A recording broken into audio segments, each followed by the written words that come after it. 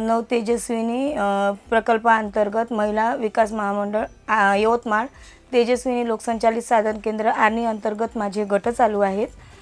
माझ्या गटाला 15 वर्ष झाली आहे आणि 2017 पासून मी माझं स्टेशनरी दुकानाचं उद्योग सुरू केलेला आहे। तर सुरुवातीला मी सीआरपी म्हणून काम करत होती। तर आमच्या मीटिंगा व्हायच्या यवतमाळला।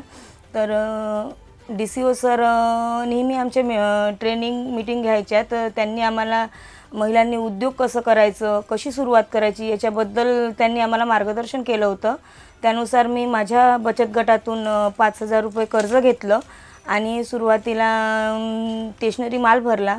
5000 मधून मला एका महिन्यामध्ये त्या 5000 1000 रुपये उरले आणि माझा 3,500 माल विक्री झाला आणि 1,500 माल माझा शिल्लक राहिला।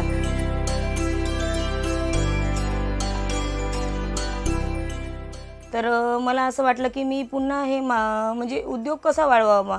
तर मग पुन्हा माझ्या बचतीतून मी 20,000 रुपये घेतले आणि साड्यांचा माल भरला। तर 20,000च्या साड्यामध्ये मी 15,000च्या साड्या विकल्यात, मला 10,000 प्रॉफिट झाला।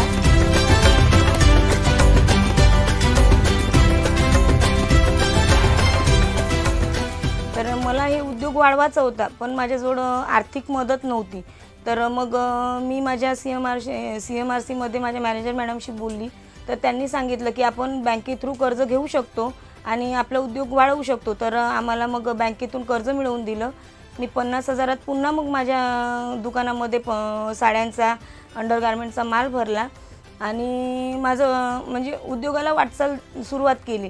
तर मला मंथली इन्कम जवळपास 4 ते 5,000 रुपये उरत होती आणि काही मालही उरत होता। असं माझं दुकान वाढत गेलं। पण खेडे विभाग असल्यामुळं एकच माल ठेवून आपलं दुकान चालत नाही याची मला जाणीव झाली। तर मग मी पुन्हा ICI आणि आमच्या इथे गाव समिती आहे, तर गाव समितीतून आम्ही कर्ज घेतलं आणि माझ्या दुकानात माल वाढवत गेली। माझ्या दुकानामध्ये आता चपलाचा अंडरगार्मेंट, पुन्हा माणसांचे पण कपडे, लहान मुलांची, अशा वेगवेगळ्या क्वालिटी मी ठेवू लागली। त्याच्यातून मला मंथली इन्कम जवळपास 10 ते 15,000 रुपये उरत होती। गाव विकास समितीमध्ये लेखापालचं काम पाहत असल्यामुळे आता ऑनलाईन ऑफलाईन हे दोन्ही व्यवहार मला कळतात। आधी तर परिस्थिती एवढी बेकार होती की घराच्या बाहेर निघणं कठीण होतं। बँकेत जायची समजच नव्हती। पण बचत गटामध्ये आली तेव्हापासून बँकेचे व्यवहार कसं काय करायचं, आपली उलाढाल कशी करायची, ते सगळं मार्गदर्शन आम्हाला याच्यातून मिळालं।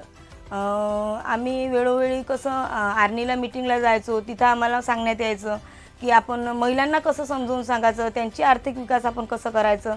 तर माझ्याबरोबर माझ्या गावातल्या काही इतर महिला त्यांनाही आम्ही उद्योग सुरू करण्यास मदत केली। त्याही आता चांगल्या प्रकारे उद्योग करून राहिल्या आणि मला तरी माझ्या दुकानातून मंथली 15,000 रुपये इन्कम येते। त्याच्यातून माझं सगळे व्यवहार भागतात, माझ्या मुलांचं शिक्षण होते। हे सगळं करून माझ्या घरची लोक माझ्या कामापासून समाधानी आहे। त्याच्यामुळे मी आता सर्वात आधी तर रंजन सरांचं धन्यवाद मानते, कारण सगळ्यात पहिली प्रेरणा त्यांनी आम्हाला दिली। आम्ही मीटिंगला जात होतो तर त्यांनी आम्हाला मार्गदर्शन केलं।